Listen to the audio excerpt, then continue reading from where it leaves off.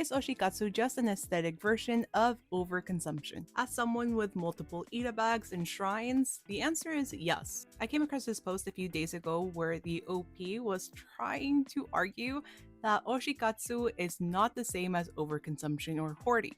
And I mean absolutely no disrespect to the OP because I am pretty sure they are minors, but oshikatsu and very large collections are a form of overconsumption. And as a collector myself, I can say that because it's true. And yes, there is cultural context to oshikatsu because you're basically collecting and showing your support for your oshi. But overconsumption is overconsumption. And admitting that doesn't mean that you're being a bad supporter. I mean, in what world is buying 30 of the same buttons a normal thing? And this is 30 of the same buttons not to pass out, but to fill and eat a bag. I do it because I enjoy it, but I can also acknowledge that this is overconsumption.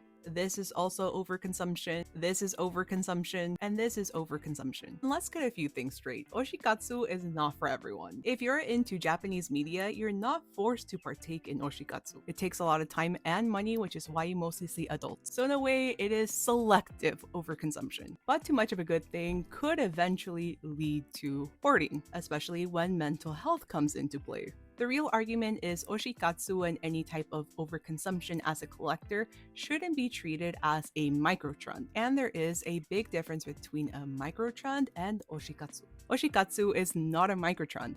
For many people, it is a lifestyle. If you are interested in partaking in oshikatsu, please just don't treat it as a microtrend. Because if you do, you will end up with this problem that they did highlight. And with any type of overconsumption, you do have the option that you can sell that merchandise. That is not exclusive to oshikatsu. You can also donate it as well, and they will not sit in thrift stores for years.